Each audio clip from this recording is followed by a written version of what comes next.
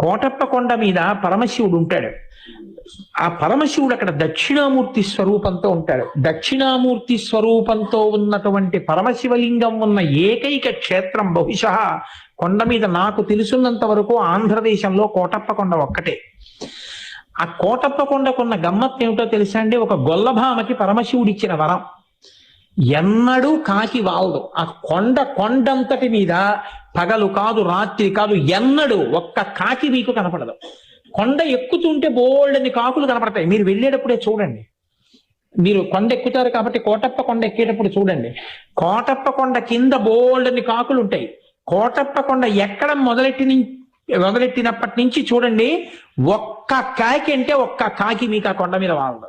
ఎక్కడ ఓ చెట్టు మీద రాతి మీద వాలదు. కారణం, ఒక గొల్లభామ రోజు అక్కడ ఉన్నటువంటి శివుడికి తీసుకొచ్చి అన్నం పెడుతుండేది.